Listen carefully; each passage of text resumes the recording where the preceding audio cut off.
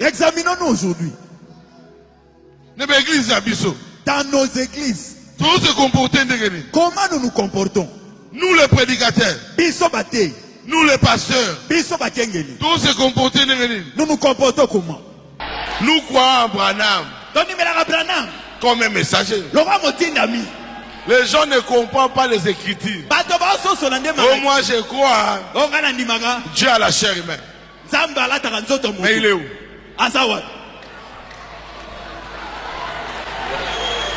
C'est pas une photo. Vision. Et ça le roi of man. Ressemble à la figure de Fman. Pourquoi? Pour les doctrines. Ce mouton dit manae kimba mwazanzan. Si quelqu'un croit que Kimbango est Dieu, ça ne fera rien. C'est sa croyance. Celui qui était au Kentucky, c'était Dieu à la chair humaine. Mais Dieu à la chair humaine, c'est pas Branham, c'est tout le monde qui a le Saint-Esprit. Landa bato bayebi makam o kende koluka bango solo lana bango yebisa bango nazana besoin na approfondir makam oyo batikeli nga etonga ezali héritage na biso tonzu yango mais na lingisi kona na mema makambo. Alors maintenant siko l'héritier aye héritier un prince au Congo pe aye ye paye sikoyo ko ça la copie collée tobi te mon frère ko ça la copie collée te permission et si la qui to balano na ye moko Jésus-Christ corps théophanique Dieu dans la chair ayaki akiti comme étant Jésus a sa mission a koufi akelikolo sikoyo to longoli Dieu dans la chair parce que akufa akelikolo non Branham a sa mission Dieu dans la chair akufi akei to longola Dieu dans la chair pour akufi akei non pourquoi chaque mot en place cela pour une image comme une image. On n'adore pas la photo. On n'est pas des idolâtres. On peut enlever ça. Parce que seulement il y a deux chemins dans Nzela Oyo. Soit on a Nzela Branham, soit on a Nzela enfer. Nzela enfer ezali Nzela molili. Yo moko yeba makambo zo sala parce que ce que ezali Nzela est clair papa. La convention ana atira biso ba prédicateur potota ba église katwa ala to lingi sa manakisa sa a ba teli biso kelele le pasteur dit yoka dans la convention hein, le pasteur dit yoka après ba teli biso papa m'a laissé pasteur Carlos la convention ana après ba teli biso racheté pasteur racheté lukusa après na suka lango Baté boika. Soki bitumbe bimia na convention oyo. Soki bitumbe bimia wate lobangate. Et puis soki bako avant convention si la soki bako kanga mutu te babi ke non yo fanda toujours longolo ba pété nyonso awate. Nous osaka na message à Branham mais Branham aza mote ya kwa ngana likaya bute ya lipa na nguba te ya masekite hein. Mais Dieu a la chair humaine, c'est pas Branham, c'est tout le monde qui a le Saint-Esprit. Tango nyonso molinganga nazalaki komona baninganga na baboti na bango nanga baparent baza te vinanga pasi. Est-ce que kokufela baboti ezali sumu? Kozanga baboti est-ce que ezali sumu? Voilà, nous avons un message. L'orphelinat Christ rédempteur. Et on a posé les sungé na bino. Tala musala munene zo sala pona bana. Tala musala munene sala pona bana oyo. Mokile tiki e boaki. Mais nzamba termine nzelo l'orphelinat oyo pona ko encadrer bana oyo. Yaya, li sungi na yo to na ngoposa. 1 euro no to na ngoposa. Pona mwana moko. Tango mwana moko allié Nzambe ya bitike oya permettre ete na nzela no mwana alia akobosa na ote. Voilà message ya l'orphelinat Christ rédempteur to on a besoin de sungi na bino. Ba numéro za na se kota contact na biso assistance na yo et aux ali sungi pona bana que le Dieu des orphelins a bénir diama mtu nyoso ja tali kanisa ko sala quelque chose pe osali yango zamba pambola bino.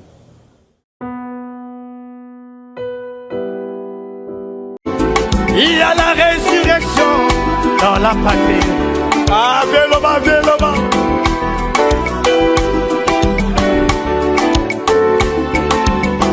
Il y a la nuée dans la patrie. Il y a la colonne de feu dans la patrie. Il y a la bénédiction dans la patrie. Nous avons le chantre dans la patrie. Les inspirations dans la patrie. Nous avons la résurrection dans la patrie. Nous avons tout, nous avons tout, nous avons tout, nous avons tout, nous avons tout, nous avons... Alléluia! Oh, vive dans la patrie. Amenez-moi, enterrez-moi. Le 7e saut, le vrai prophète, le vrai chrétien, la vraie parole, la vraie lumière dans la patrie. Merci Balena Nouvelle Tendance, merci encore une fois chez vous, dans vos maisons, Episcopo Yambo Randekita, rendez-vous na Kitata, les grands Wazalendo du message. Nakanista, on a déjà frère Branham, boébi déjà que Makamba message et pelimoto, Makamba message, il faut tout le bélango parce que trop c'est trop. Nakanisi, ça fait longtemps, Bananzambe, Bandimi a message, Baoyo Bandima, message prêché par William Marion Branham, Bazo Monangal Souste, Nazuba Pele Bele, Bazo Bengangai, vraiment Episcopo Yambo, Tulinga Karo Lekoloba, Atali Kamoro Bezate, Leka Kakolo Bata frère Branham a dit. Et ça, la bise, c'est mon makasi. Vous savez, mes bien-aimés, message Oyo, tant qu'on a eu l'importance, il y a un message à frère Branham. Je me suis dit, ces jours-là, Kaka, je vais défendre ces messages. Parce que ça fait trop longtemps, tu as valeur, topé, qualité, un message Oyo, parce qu'on nous présentait seulement la semence du serpent. On nous présentait seulement Branham Dieu. Et il y a un message à Branham par rapport à ça. L'historique, il y a un vrai message à frère Branham, Babeta qui a noté. Alors, tant que fanda, na bateau, baebi message oyo, batuloko la, boyka di message du focodiciel makubung, kwa foi qu'on les ressuscité, apôtre du 7e saut, Amela Rouleau, Amela Bronchir. Tant que yo qui est, tu comprends tout bien, faut tout fond la brèche, il y a 36e chambre. Otokoko benga pe bateau ya balaïk, bayape, ben ko la message parce que message est en la vie. Alors tant que yaka pona ko teleme la bateau baza ko kotisa compromis na message ezalaka te pona ko ina mutu. Ezalaka te pona toza contre mutu moko boye. Boye bibiso to sala ba émission ebele awa. La nouvelle tendance, tout ça, émission belé, tout ça, analyse, tout ça, belé, même il y a la musique, il y a mokili, même il tout ça, analyse, pour nous avertir, parce qu'il y a beaucoup de fidèles de gens, oh yo, bazan na kat église, mais makama mokili, etika ba mona noté, il y a un moment à tout le belé, balé, tout le belé, makamunion, politique, tout le belé, pour total, il sa moana na nzambe, akeba, na face ya ba makambo, et ça, liboso na ye.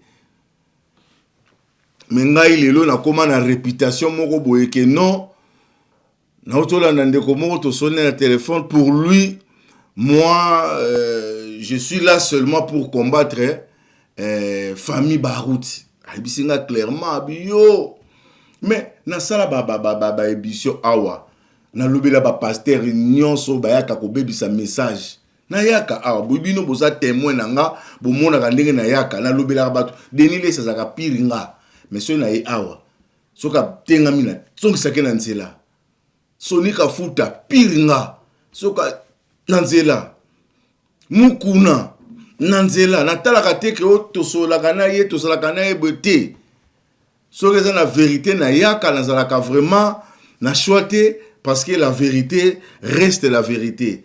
Mais bato yo bandeko yo bakomi ko tsanga loko la charge ya ngomba kingai ngana sali ngomba te. Na sali ngomba te.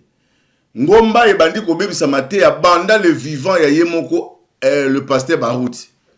To lingaka ko loba likamuna ete pona nini parce que ils ont un respect à ba mort. Ceux qui montent ça kufia longo na kati ya compétition, boko kotanga komoni ntanga te. Boko lobara makamune pamba te, mais oh, ceux to kotina mususu, nous sommes des serviteurs de Dieu. C'était un serviteur de Dieu, son nom reste, son ministère est là. Donc ne trouver ba Eli, ne trouver ba Abraham non, mais il y a des formats na soto comme ko kota na angle wana, bato ba bimisi biso kona ba tsebiso na kata bato ba kufa. Même si Akoufa c'est un serviteur de Dieu. Il était serviteur de Dieu. A serva kezana makambo asala ki positif, asala makambo pasala ki négatif ya mabe. O esengela ki to longolango. Et c'est pourquoi bokomona lelo papa m'a laissé pasteur Carlos. Bomona yeke ba erreur nyo soazo commettre na ministère na ye. Faute utika na ndako na bango. Donc faute uti pa papa yango na lobaki na tena bi Carlos ata bazwaka papa. Ozu papa na nyonso Carlos. O copier papa. O la ni nyonso. Mais biso souci na biso que Carlos papa m'a laissé. Landa papa na bino mais na ba côté positif. Ba côté ya malamu. Ezalo kola Yuda boti mwana. Mais mwana côté kasu Yesu te po Yesu bateka ki kamba la moko. Donc on ça Yuda cette fois-ci salaboyi. Ezalo kola Caïn nani Caïn aboti mwana. Donc c'est talalité ya babisa kiyo soki okoyoka maloba oyo pe okoluka ko changer nzamba komona autrement. Mais au lieu yo zwa kiboto ke ndobeta ndeko na donc to solo ngona makama mabe poto tsaba makama mala parce que ici notre débat est lié par rapport à la parole. Est-ce que Carlos sait prêcher la parole? Est-ce que Carlos a eu un message? Yo za nous olandanga. Oyebi shit ya papa Baruti et utaki na ki fanatisme. Oyezaki na ngomba kuna. Ata sali mabe. Alléluia, alléluia. Bandimi yango tolobaka na ba pasteur, oza pasteur ke bana bandimi wana. Soki yo zomona ko sala mabe et ke bani bazo ko encourager na mabe ke ndaka ko telemelaka bango yebisa bango boyete na za papa na bino. Soki na sali mabe botali sanga ke papa oza mabe na changer parce que ngape na za na posa ya kokota na bokonza likolo. Mais soki ozotika bango ba pousser yo, to mona ki yango sur le plan politique awa. Ba politicien bakendaka kotika ba président na cimetière bango bazongaka. Ba bakendaka kotika Kasafubu bazongaka na Mobutu. Ba bakendaka kotika Mobutu bazongaka na musée. Ba bakendaka kotika musée bazongaka na Joseph Kabila. Na suki wana. Donc pour vous dire que il y a des fois na makamanza me photokola parce que na kotsela bino image ya papa. Tango abunga kinzela bokanisa teke bato batelemaki les gens étaient amen amen bisoka ba auto yaka soto na TV tolobi boy tikaye nini boyo na lozola kisa nini boy oza mutema mabe biso toza ko lakisa mutu nzela ya malamu o ya ponaka saila nkolo mais yaza ko bunga nzela liloba biso toza ko zongisa na liloba ba tuka frère makambo te ki bien aimé o te ki kitoko makambo loba ki papa yoka ki ngo penza papa a changé. Tozala ki awati. Na font la parenthèse. Église Shekina et Ziki. Tout le monde disait de n'importe quoi. Bato mawa bayo ki mawa. Nazo kanisa ce jour-là, c'était la nuit. Boutou, to koma Boutou. Le boy qui a dit message ko uta na vol mbala moko ko kita na Shekina. Telle affection peut passer à Likambo. Na pesio mbote. Le boy qui a dit message, il faut qu'on dise ciel ma koubon kwa fois que le récit apporte le 7e saut à Mela Rouleau. Papa moko non. Ana cœur ana mouté. A outi vola kiti mbala moko Shekina. Kita la papa Dioka. Bazo solo là, ba sololi. Et je pense aussi à pasteur Nathan Epenge. Que Dieu vous bénisse. Waza, toleka, toke pas vie, to tia vie poa, toke yi. Yaza la bongo, surtout. Waza, toleka, toke nda ki toko makasi. Na simba penza, loboko ya pasteur Dioka. On talane na keba nanga parce que na on soit Shekina. On soit Shekina zawa, tant to sangsa ma boum. Il faut qu'on dise ciel. Boko kokate, yo yawa, boko leka wapi.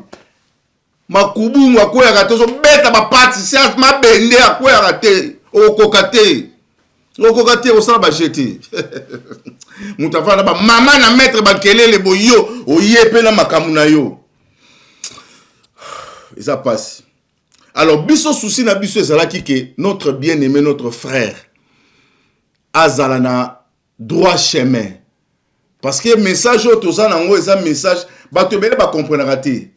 L'interprétation de la Bible ezaka total te ndenge biso to interpréter la Bible soko tanya ngo yo moko par rapport à message brana matéa. Alors soki nazo loba makambo ya interprétation ya Bible na verset mon atanga ki il faut que nous sachions maman la recherche pour le sous sujet on a se frère pendant matéa kango lobela kango ndenge nini. Donc muta message so ayoki nga nazo loba en comprendre que oya suki ka la recherche biblique. Mais soki na kiti na profondeur na kana ba branchi bo mona nga na uzana nuance lokola maté ya Bartimée yo soko te yango sa manette ya Branham olobaka Bartimée vana kana nzela do senga. Mais soki siko lati manette ya Branham o fungola siko Bartimée azalaka na mwasi azalaka na bana azalaka na banyama azalaka na nyama na nyama ezali kotambusaka ye okomona Bartimée ndenge oyebeli na Bible te. C'est pourquoi tant ba bisa ba que Branham ako corriger Bible les gens ba comprendre ki te boke ni kotala papa Sami mwana o ya nani ya kimbatie ke kuna soki ya Mokali mwana tata na kufa soki tata Sami mwana na ye wana musicien wana o azaka suki bele wana boke ne goke biloko lo ba sur Bible aniaka Jésus aniaka parole aniaka Bible tout ça Bible bino bozo croire nango so abi Bible ana eza triqué alobi makambe bele o ba osa ba recherche selon bango ne ba hotel sa bango Bible. Donc croyance oyo mona sur la Bible ko connaître ça parfait parce que bango moko bato ba étudier Bible ba bi ke kotaki na banda ko mususu ba trika kango ba sala kango boy. Alors nzamba zo ki serviteur na ya matisa qui est pour ko talisa ba secret muso makambe bo na Bible. Alors nous devons seulement croire pour qu'on dit mais yo zo doute pourquoi. Parce que nenga beti masolo ki toko makasi. Alors soki to monisko mutu aye azoko tenga misama loba azolo bandenge sengelite esala biso pasi. Mais pas ces bandimi. Bandimi bosa mabe makasi. Surtout bo bosa mbena ngomba kuna. Boso ko aider papa m'a laissé te. Boso aider te. Boso aider te. Toutes ces déclarations oya salaka soki mutu ayebi pena message akozana dégoût ya koyoka makambo yo akozana dégoût ya makasi. Seul Nicodème croyait et comprenait Jésus habité sur na kena moi mabe fona kena butu na kena koyoka bambodi papa na yebisaka yo Carlos papa m'a laissé ozaki no na choix kolanda papa te okolanda papa parce que atikela ki ndongo bi papa m'a laissé c'est vrai c'est bien mais ezana ba côté musu papa zaki limité. Soko tali histoire ya Shekina, histoire ya Baruti Tabernacle, ya Rigini wano komona ke y avait déjà des docteurs au bazako tambora ba ordinateur zana masolo. Et lelo actuellement siko le boy ka di message donc maman namdo ko meka kutute. Mingai na kolanda mutu ndengo na zo exemple atana bale. Mutu abria ke ça neza Messi. Joueur nyonso kolinga kangama Messi. Messi soka koma Messi. Alanda Ronaldinho. Azo matela ke na mukongo nyonso. Ezali kama sonité. Soko ka sonike na butu. Mais yo préféré. Et loko yo yebi na ote. Oba no sela ngo papa m'a laissé. Non, c'est pas bien. Ozo bebi sa même lola na yo. Ozo bebi sa vie na yo. Alors bato bango ba encourage akayo. Bazo ba no amen. Bango no laksa. Baloba na papa na bino pe amen. Papa n'a bien commis beaucoup de choses. Oh, il n'a pas été na début. Ah, ok. Mon oui, tu l'as makamuna e penzate parce que et comme en lokola, bozo discuter na mutu azate za malamu te makoto ngane tuzoto ngaye. Mais en réalité, c'est un serviteur de Dieu parce que Jésus-Christ est montant wayaki ba tout na ki na ancien prophète abi sont des voleurs. Aba mibi. Parce que yeba liloba nzambe ke tous les pasteurs, tous les serviteurs, surtout baba Éphésiens, ce sont des copies de Jésus-Christ. Ce sont des copies. Il a établi les uns comme. Ce sont des comme apôtres. Comme le véritable, c'est lui-même Jésus-Christ. Il est le véritable berger, le véritable pasteur, le véritable apôtre, le véritable docteur. Oh non, ça va comme. C'est pourquoi la typologie, au monde, on a type naïe. Tant que vous avez le vrai image, il y a béni pour miibi. Mais ça qui était que Jésus a fini battu. C'était des serviteurs, bah serva qui, bah sala qui. Abenga bango ba grand, alors plus grand que et bango tout c'était Jean-Baptiste. Abenga bango ba grand selon le contexte.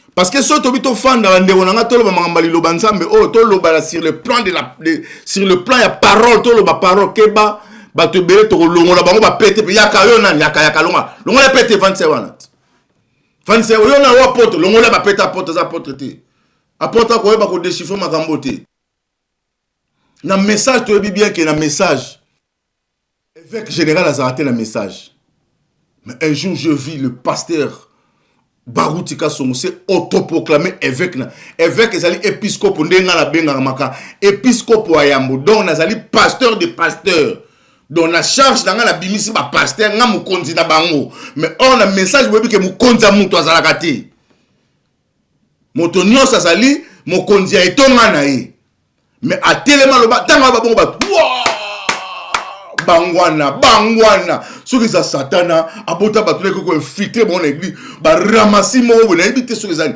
baka oh soki na sola leki na bi de apôtre za ka message debe koti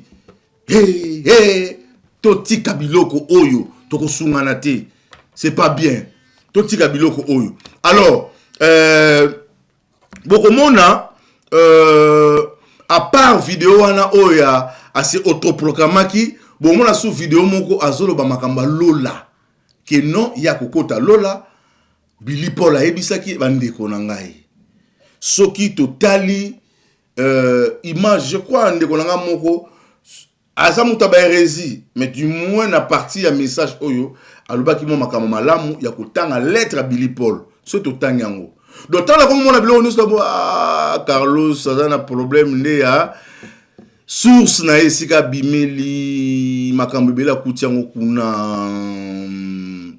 yango zo kokoyoka biso tata to lobi to zongi Carlos eza pasi pona yoka bolanda deux vidéos oyo ya notre pasteur Baroutika Songo un grand serviteur de Dieu mais nazola sabino pona eza démarche mon non ça la pobo meka ko comprendre parce que na lobi ke Mosali Nzambe a un côté positif, non un côté négatif. Alors, oya malamu ndenge li fokodisia la yemba lobi na crayon na gomme. Si on me montre c'est une erreur, j'efface.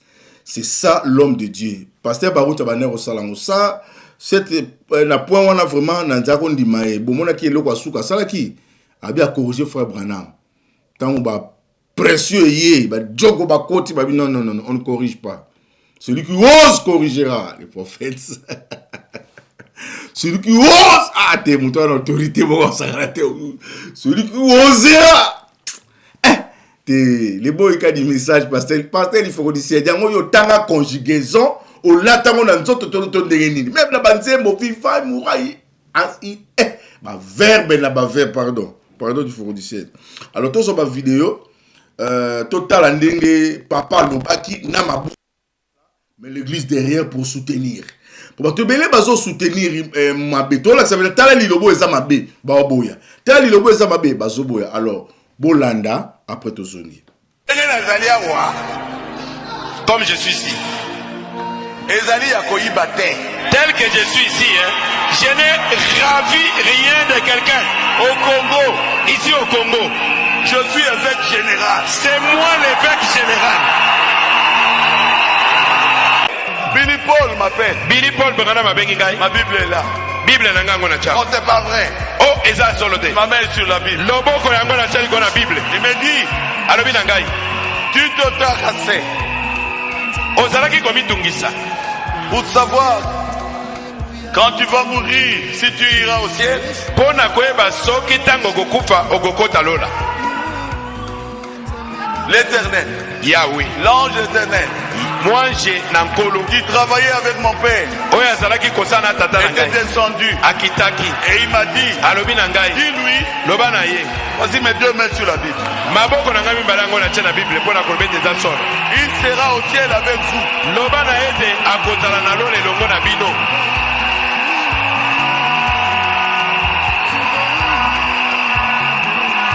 Oh, c'est faux. Oh, et ça le coup oh. Mais ils sont vivants. Mais Bazali n'a pas mort. Vous ne saurez pas arrêter ce que Dieu est en train de faire.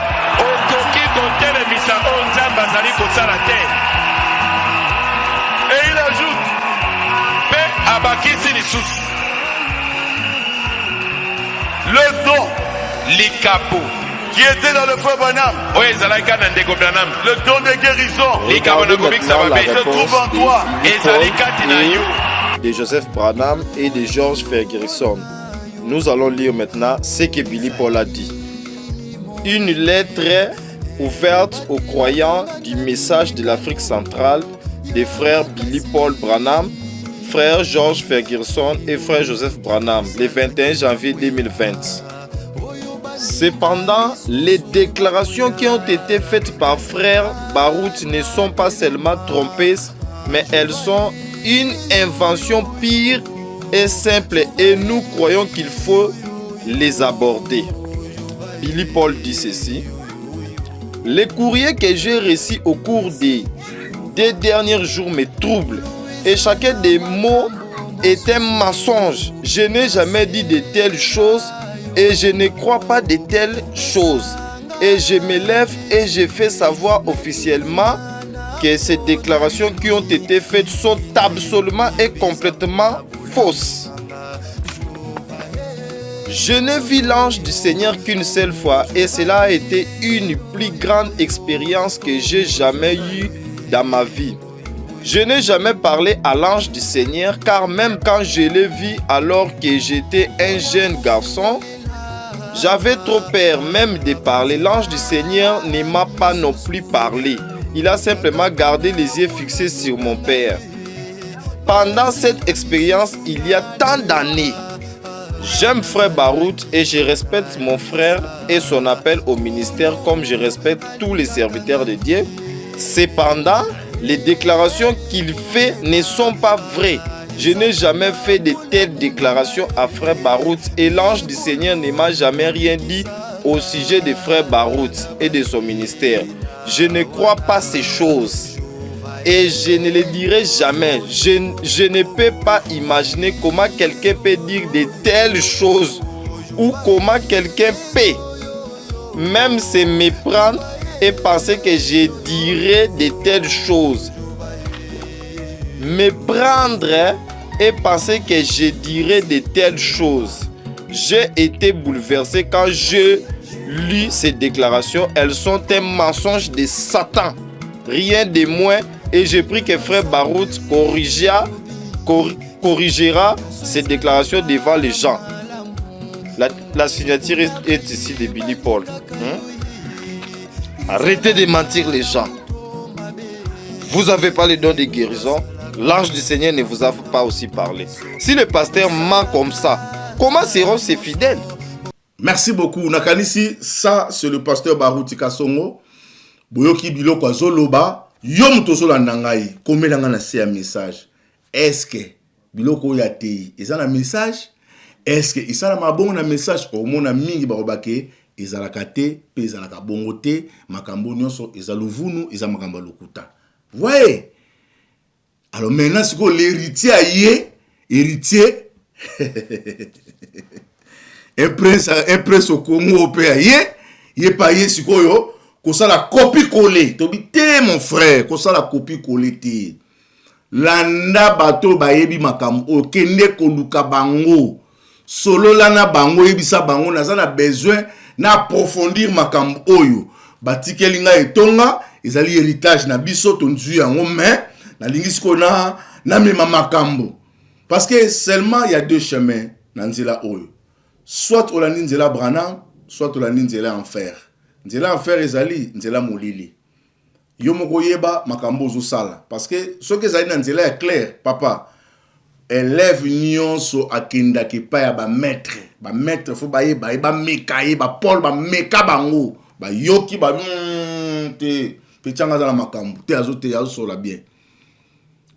Mais papa m'a laissé ça, je vous dis sincèrement, so ok peneska ba maître bazawana o bandolo babilo lo bango na église na bino kuna ngomba beta kama solo wana to so sali campagne na yo zana batu na beto mais bomi kaka mukomsu bota conventala na sengi bino bo na message lo ko bondi mangate na luka na producteur écoutez na luka mutu moko pasteur moko o penza za makasi asala convention na convention wana atela biso ba prédicateur po tota ba église ka toi ala to lingi sa manakisa sa a bateli biso kelele le pasteur Dioka à la convention hein, le pasteur Dioka après bateli biso papa m'a laissé pasteur Carlos la convention ana après bateli biso racheté pasteur racheté Lukusa après na suka lango batie Boyika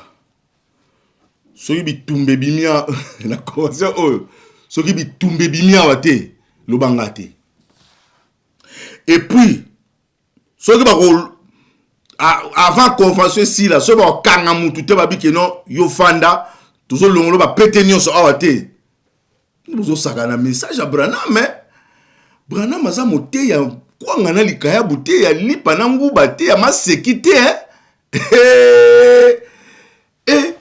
bato ya bimisi na répété sur vous comprendre nga na makambo no ba vous comprendre maintenant nazo ko aligner bino 3 prédications oyo papa malisa zoteya na yoki na mawa na bi ça c'est quoi ça est-ce que ça c'est le message pasteur Carlos a interprété le biba photo oyo ko ata longolon pe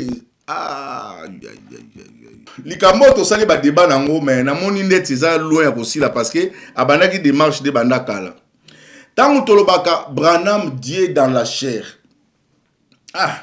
Non mon nengo limbo lango te comme ko la buzoba alors Dieu dans la chair eza photo te Dieu dans la chair eza photo te. Branham azalaki Dieu dans la chair. Asalaki mission et silaki. To balano na yemoko Jésus-Christ. Jésus-Christ corps théophanique, Dieu dans la chair. Ayaki akiti comme étant Jésus, asali mission akufi akelikolo. Sikoyo, tolongoli Dieu dans la chair parce que akufi akelikolo. Non. Branham aya asali mission Dieu dans la chair, akufi akei. Tolongola Dieu dans la chair pour akufi akei. Non. Pourquoi? Parce que Israël bazozela Eli, bazozela Moïse. Moïse aussi était Dieu dans la chair.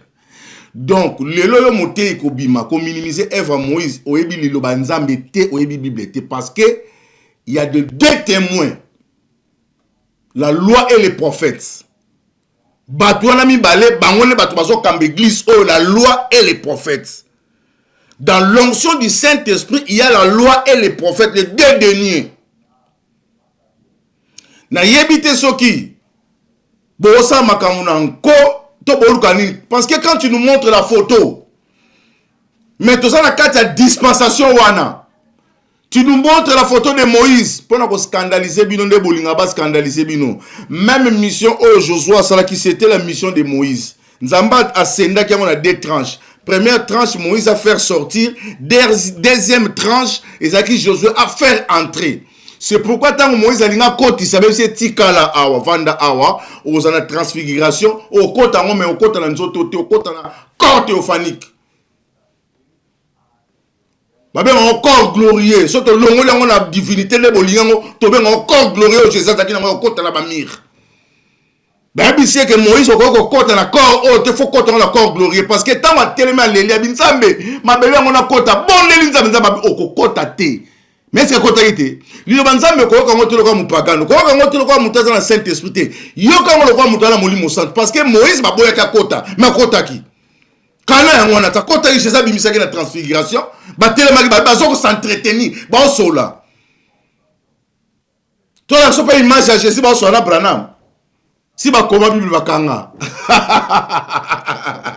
ya la branchir ndoko mona ba biloko tala bateau vraiment eza pasi yoka biloko mutu azoloba na vandi na tele na binzambe nyonso bato bazo concurrencer ba fanatique ka bandimi soki biso to tolobi aza bato mabe boluke bosale boluke ba compromis salanga mabe mais papa biloko ozoloba eza na message oh Branham aza Dieu dans la chair te alobe ona munongo labi Branham aza ki Dieu dans la chair te mais yekuta ba maramba Dieu dans la chair te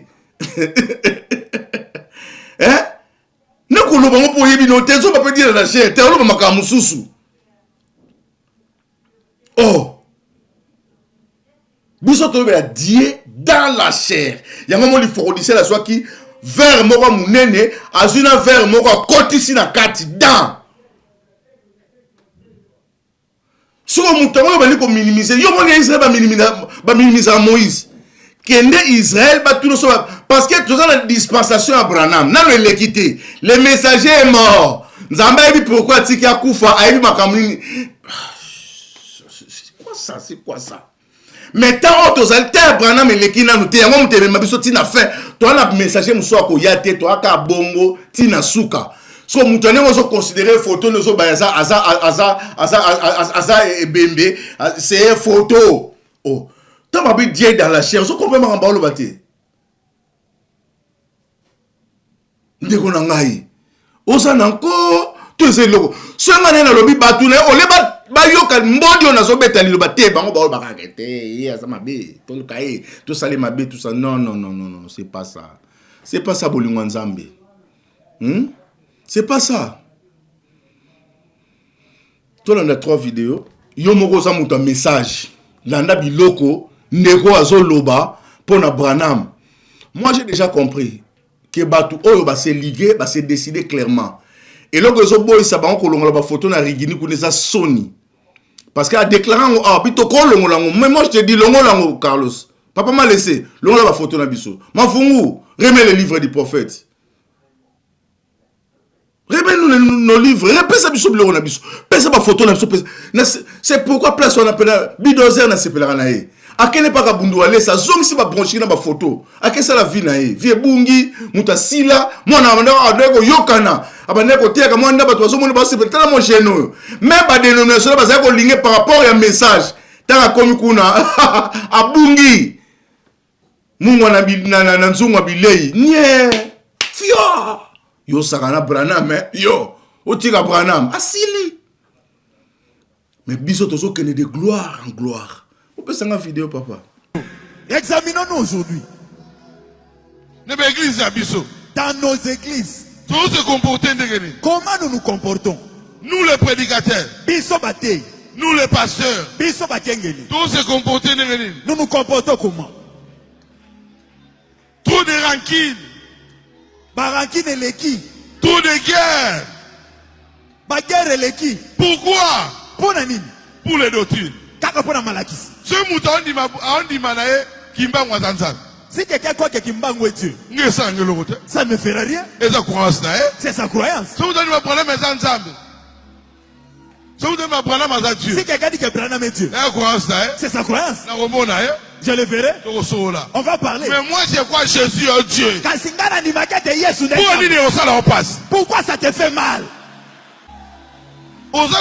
Catholique. Tu as même des amis catholiques. Tu es bon envers eux. Chacun a la révélation que Dieu lui a donnée. Par rapport à la vision de Par rapport à la vision de sa conduite. Nous croyons en Branham comme un messager. Les gens ne comprennent pas les Écritures. Moi je crois Dieu a la chair humaine. Mais il est où?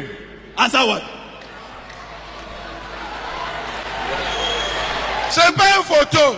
Vision. Et ça le roi Hoffman. Ressemble à la figure d'Hoffman. En place c'est là. Pour une image. Comme une image. On n'adore pas la photo. On n'est pas des idolâtres. On peut enlever ça. Mais on place ça pour prophète à lobby et ça identification en Jésus qu'il a vu. Il avait beaucoup de photos. Ma photo est révélée. Mais Osman qui image, il était inspiré par Dieu. Lui qui était au Kentucky, c'était Dieu à la chair humaine. Mais Dieu à la chair humaine, c'est pas Branham, c'est tout le monde qui a le Saint-Esprit. Mais Dieu a la chair humaine, c'est pas Branham, c'est tout le monde qui a le Saint-Esprit. Merci beaucoup. Alors, dans un commentaire au sarté, Bino bato beaucoup misakaye, bota l'émission oyu, bote la yangwa tala, amimona vraiment est-ce qu'il y a un message? Parce que dans la kenda ba kilte ya message, o kapena pasteur azote azotanga ba citation, en tout cas mbodi ezobeta makito oto okende. mais soki oke koyoka siko yazo loba. Surtout papa, noko mosendo, mutape sanga pa, noko mosendo ana ba modi, noko mosendo me ba Congo, qui a dit beto bazaki, qui a dit beto ba Congo, noko, tout le monde a benoko, mutu bana na kindinga sa mekuwa munu, papa mosendo, tout le monde ngeke mwana bakesala ka mambo ina plina ve, ngeke na kuwasaka na mambo, oh, noko kakasima kaka, noko luli mbongo, fwe Patrice, noko luli, abaloli mwana kazi, noko, yebisa mwana kazi, tika biloko oyo, fanda, landa ba conseil na ngai, na laksa yo, bankoko dinkoko esika bazali, okene kokotsa matière. Ça passe. Alors, nazo si ça na élément oya pasteur Dioka, na leli, kelele a lobi na leli. Tanga na banda ko ba na bato batsaki tembe. Oh non, Shekina ebuke eziki bonabo, bato ba sa ba interprétation. Mukola lo ba na suka. Na monaki déjà Pierre Tom ba ben onini. Na monaki déjà Pierre o batsaka pona ko banda ba ben onini Corneille. Pierre o batsaka so ba banda ko tunga wana. Donc, bataki déjà Pierre déjà la construction. Donc, Shekina, na simanango bozo mona wana, travaux zo banda, bazo beta mama na mongombo ka tabernacle. Donc, bazo beta bashi moko mystique na simawana en attendant babuka sikoyo poto mona seko. Na lobaki makambo nyonso na sina prophétiser ki yango déjà.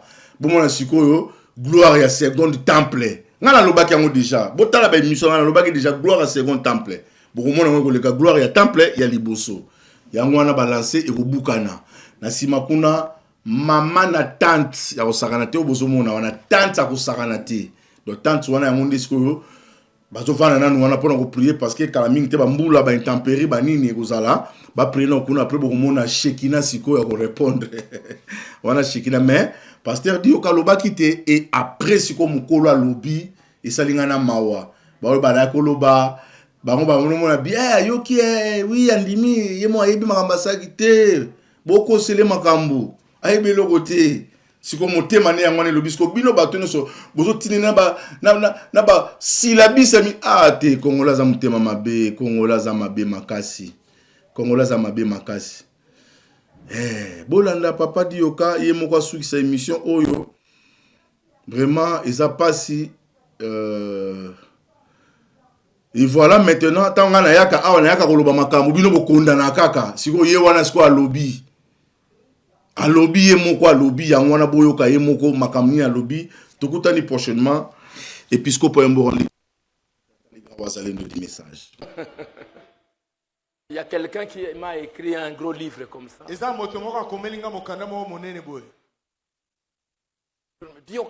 Dioka, si l'église a brûlé,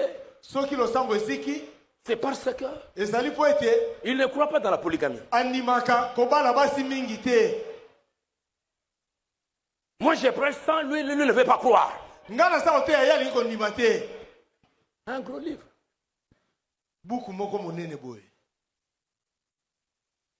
Il y en a qui m'a dit, j'ai entendu, Dioka, si ça brûlait, c'est parce que les Juifs sont venus, on a tué un animal, on a offert sans sacrifice. Quand?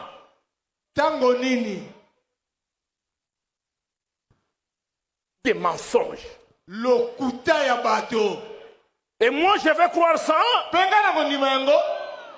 Non, il a offert des sacrifices. Il est maintenant dans le judaïsme. Il y en a un qui avait parlé il y a 2 ans. Je l'ai appelé. Mon frère, je ne sais pas, moi je ne me rappelle pas. Ou bien c'est parce que c'était des pigeons qu'on a tués, qu'on a offert. Quand?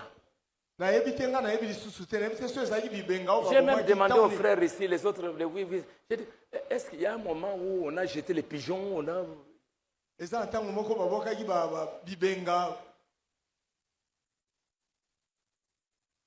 Et surtout, c'est ce qui m'a fait mal. Il y a des gens qui sont venus. Beaucoup de gens, beaucoup de personnalités, beaucoup des églises différentes.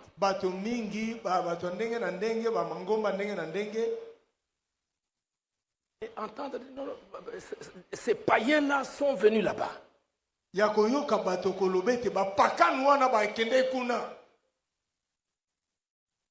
Quand même. Ayons quand même un peu de respect. Ces gens-là, tu les appelles des païens. Ils viennent pour consoler votre frère. Si toi, tes oncles qui viennent du village, ils venaient là, toi tu vas dire que ce sont des païens.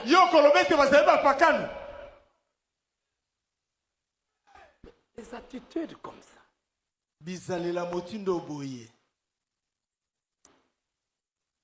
Je demande pardon à tous ces hommes qui sont venus, qui pourraient avoir entendu des choses comme ça. Parce que c'est pas des choses comme ça, ce sont dans les radios, partout. On va entendre quelqu'un du message. Non, ces gens-là, qui sont arrivés là-bas, ce sont des païens. Quand même. Soyons quand même respectueux. Si vous voulez injurier Dioka, injuriez-le. Il vous donne ces privilèges de l'injurier. Vous pouvez continuer encore à injurier.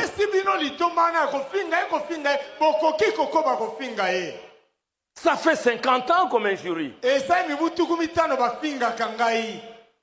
Ça fait 50 ans qu'on m'a livré au diable. Si ça ne suffit pas, alors on peut continuer. Il n'y a pas de problème. Dioka va continuer à vous aimer. Dioka va continuer à vous supporter. Dioka va continuer à prier pour vous. Il va continuer à vous aimer. Ayez du respect pour les autres. Montrez que, avec ces messages que vous avez cru, vous avez atteint une certaine maturité.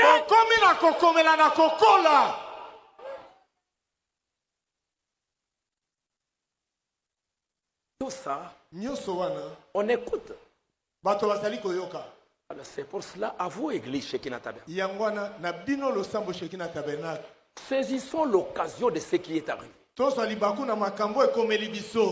Pour que chacun puisse se purifier. L'épreuve approche les gens de Dieu.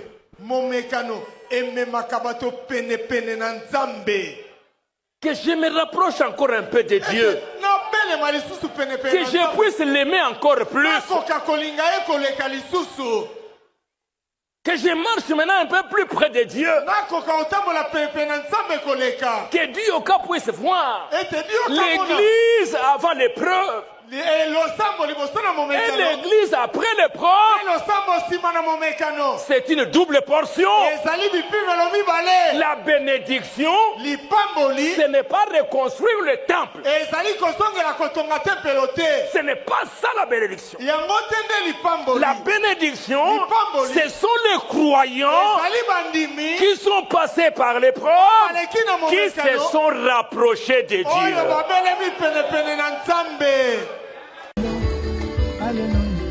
Bandeko na biso ya mitema mabe biso tokolinga bango. Alleluya.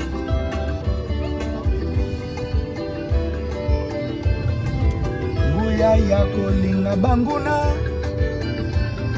bandeko na biso me ya mitema mabe biso tokolinga bango. Merci Banakin, Bana monde entier. Merci bien-être. Sougala café.